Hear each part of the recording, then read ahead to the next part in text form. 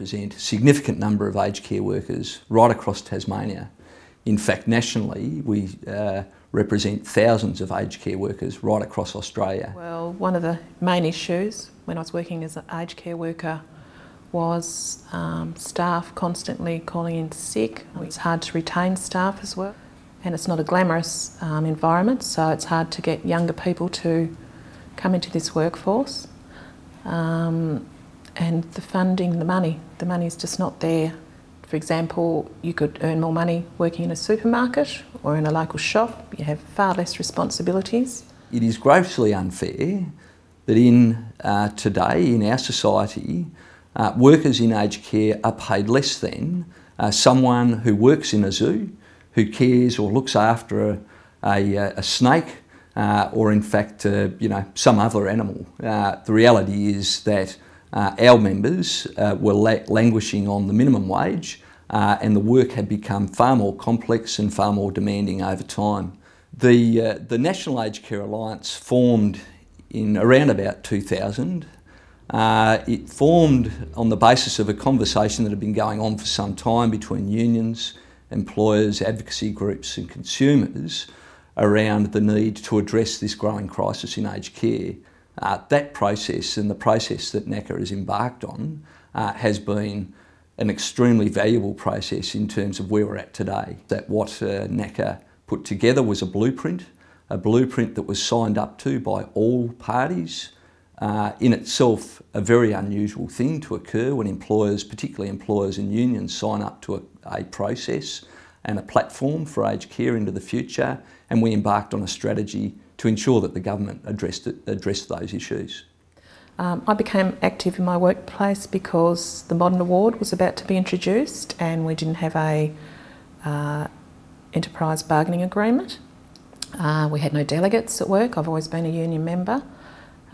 So myself and a friend decided to become delegates so we could fight for what aged care workers deserve and should be entitled to. When we had some rallies, that was just fantastic. We all thrived on that. We stuck together. We were one voice all together though, looking after each other, and it was a great time. It brought everyone closer together, and yeah, I enjoyed it. During those activities, our membership grew. It really grew. There was probably only 10% that weren't union at the end. Yeah, so that was really great, good support, fabulous. Following the work that had been undertaken by the National Aged Care Alliance and a significant amount of lobbying that took place behind the scenes, the federal government announced that it would task the Productivity Commission to undertake a review into the aged care system right across Australia. The Productivity Commission, over a number of months, held public hearings right across Australia.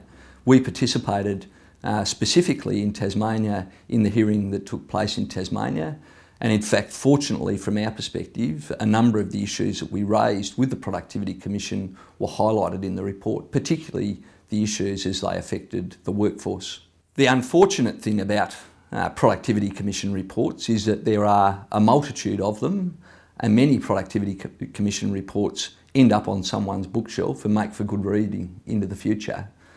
The reality is, however, that we knew, along with employers and other unions right across Australia, advocacy groups, that in fact that's what could happen if we didn't mobilise and get out there and ensure that the federal government acted on the Productivity Commission outcomes. We went out and embarked on a deliberate process to get in the faces of every politician that we could and talk about aged care, particularly the politicians we knew would ultimately make the decisions. The Prime Minister, specific members of the caucus and backbenchers as well, particularly those backbenchers that had significant influence in their own states. We engaged our members in that process, and members got out there, talked face to face with politicians here in Tasmania. We got politicians out into workplaces and showed them what it was to be an aged care worker. In fact, we went to Canberra. During my time as a delegate, I was invited to Canberra to go and lobby federal ministers. I went with Tim Jacobson. I was quite nervous to start with, but after we saw a dozen federal ministers, we were just very honest and upfront, told them exactly where aged care is going to, the state of it all. The reception that we got was phenomenal. The reality is that, in my view, that was the turning point. The turning point was that point at which aged care workers got in front of politicians and started talking to them about what it was like in aged care, what it was like for those people that lived in aged care, and what it was like for them to work on the minimum wage, struggling themselves to make ends meet and trying to support residents that in fact were in exactly the same position. When Mark Butler announced his reforms, after we put significant pressure on him to do so, one of the major issues that we had to deal with was the issue of wages. In that announcement was a $1.2 billion funding commitment to address wages for aged care members. Chris Brown, the HACSU State Secretary, has been involved in those negotiations on a national level with employers to come up with an outcome that delivers that money that will go some way to addressing wages for our members in aged care. It goes some way, it doesn't go all the way, we've still got a long way to go, but in fact we've been successful so far, and I think based on what we've done, we can continue on that success in the future. This campaign is another example of where unions can get out there and take action that doesn't require industrial action.